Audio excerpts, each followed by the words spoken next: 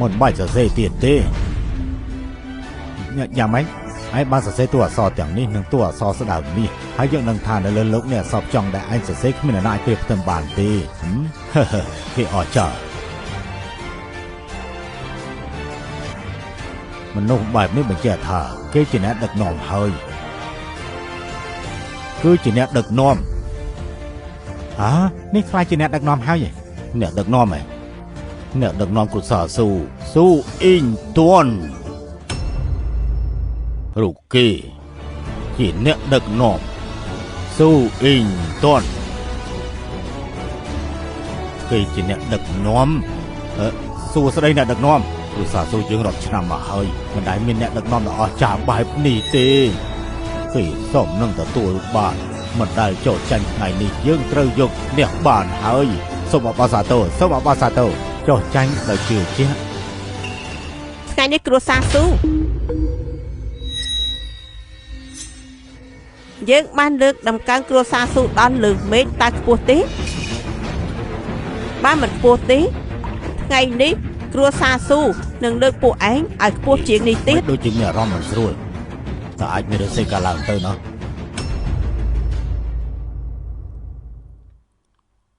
ហេគឺទីនេះហើយចាសយើងសង្ឃឹមថាឯងមិនក៏ហក់ប៉តមិនចារកម្មនោះទេមិនអាចទេយ៉ាងណាគេជាយុវជនដែលមានទេពកោសលយុវជនមានទេពកោសលមានច្រើនណាស់នៅក្នុងខ្សែភ្នែកយើងនៅឆាំប្របាត់ផុតពីលោកដូចជាស្រមោចអញ្ចឹងបាទលោកស៊ូហុងយាយើងនឹងសួរលោកថ្ងៃនេះយើងនឹងនឹកដំកើងគ្រួសារស៊ូដាក់កំពូលទេតែខ្ពស់ដែរទេឯងហើយឈ្មោះរបស់លោកតាតែម្ដងមិនត្រូវទេតើមានរឿងកើតឡើងអ៊ីនតនបិទមាត់យ៉ាងម៉េចអ៊ីនតនឯងខ្លាចជាអ្នកដឹកនាំគ្រាន់បើណាស់ក៏ពិតអ្នកដឹកនាំគឺជាផាំងយិនរបស់គ្រួសារយើងខ្ញុំកំពុងសួរលោកតើខ្ពស់ទេបើគ្រប់គ្រាន់ហើយលោកត្រូវសម្រេចចិត្តនៅអ្វីដែលលោកបានសន្យាបន្ទាប់មករឿងដែលលោកសន្យាជាមួយខ្ញុំនោះស្លៀកពាក់កណាត់សទៅកាន់តុភ្នំម្ដាយរបស់ខ្ញុំថ្វាយបង្គំហើយនិយាយថា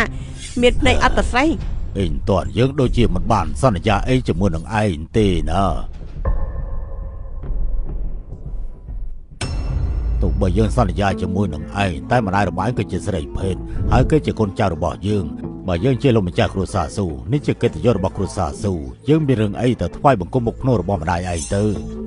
នោះបានន័យថាលោកមិនទទួលស្គាល់មែនទេអ៊ីនតន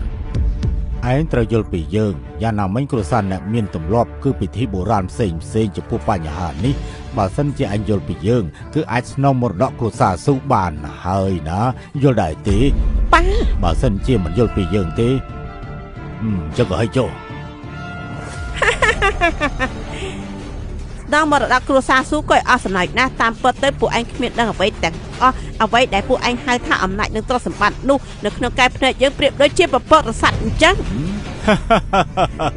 ទ្រព្យសម្បត្តិនិងអំណាចយើងព្រះអម្ចាស់តូចសូមថ្វាយបង្គំលោកម្ចាស់ភ្នំលីងអ៊ីងសាច់ច្បងធំនៅលីងអ៊ីងនេះមានរឿងស្អីលោកម្ចាស់ភ្នំលីងអ៊ីងមិនត្រឹមតែមានមនុស្សមកពីភ្នំលីងអ៊ីងទេអ្នកដែលមកគឺលោកម្ចាស់អ៊ីងតែម្ដងនេះគឺលោកម្ចាស់ភ្នំអ៊ីងលីងហីលោកម្ចាស់ភ្នំមកដល់ហេតុអីក៏មកលុតជង្គង់សំពះចង់ស្លាប់ផុតពុយឬក៏យ៉ាងម៉េចសូមចង់ស្លាប់ផុតពុយឬក៏យ៉ាងម៉េចសូមបីព្រះម្ចាស់ចិនណានក៏ត្រូវសំពះដែរឆាប់សំពះទៅសូមគោរពលោកម្ចាស់ភ្នំលីងអ៊ីងមិនក៏គេមិនគោរពចំពោះយើងគាត់ជាអ្នកអនុវត្តនៅពិភពលោកនេះមែនទេគ្រាន់តែជាអាណាចក្រនៃឋានសួគ៌នៅមនុស្សលោកប៉ុណ្ណោះប្រលនៃធម្មពលបើសិនជាអាណាចក្ររបស់គេខ្ពស់ជាងយើងអាចមើលឃើញគេឬមួយក៏គេគ្រាន់តែជាមនុស្សធម្មតាតែប៉ុណ្ណោះឯងឆាប់លុតជង្គង់គោរពភ្លាមទៅ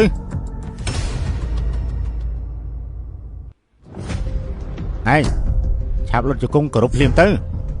តែឯងជាស្អីទៅ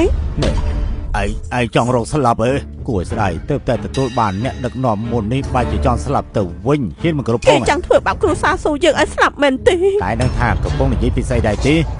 យើងចង់និយាយថាឯងជាស្អីទៅ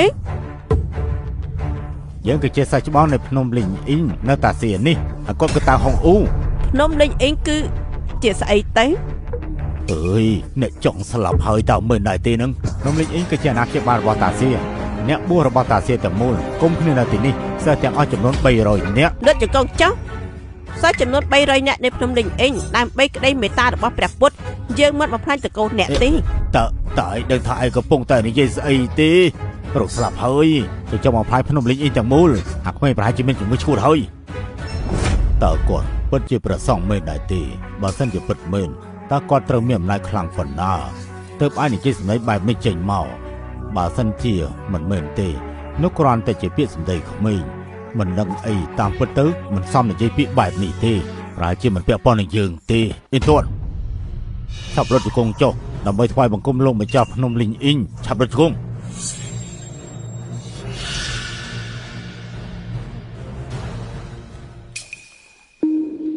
គេគឺជាកូនចៅដែលគ្រួសារស៊ូបោះបង់ចោលអ្វីដែលគេនិយាយមិនពាក់ព័ន្ធដល់ខ្ញុំទេខ្ញុំជាមួយចិត្តតលេចាត់ការស៊ូអ៊ីនទាន់ទៅគេមិនជំរុញគ្រួសារស៊ូទេគេមិនអាចតំណងឲ្យគ្រួសារស៊ូទេគេត្រូវបានគ្រួសារស៊ូខ្ញុំមិនអាចចេញហើយដាច់ខាតកុំឲ្យពាក់ព័ន្ធដល់គ្រួសារយើងកុំពាក់ព័ន្ធអីសោះ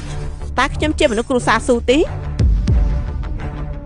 តើខ្ញុំជាមនុស្សគ្រួសារស៊ូទេមិនទេអញមិនមែនជាមនុស្សគ្រួសារស៊ូទេគ្រាន់តែជាក្មេងគេបោះបង់ចោលយើងគឺជាកូនចៅដែលគ្រួសារស៊ូបោះបង់ចោលមែនទេលោកម្ចាស់ភ្នំគេមិនពូតើមែនទេអីបិទមាត់ទៅ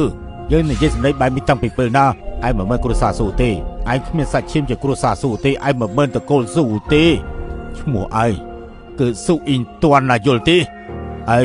ឯងគឺស៊ូអ៊ីនទាន់លោកប៉ាកំពុងនិយាយស្អីលោកប៉ាកំពុងនិយាយស្អីឯងបិទមាត់បងសម្លាញ់កូនដូចជាកំពុងតែធាក់ខ្ញុំ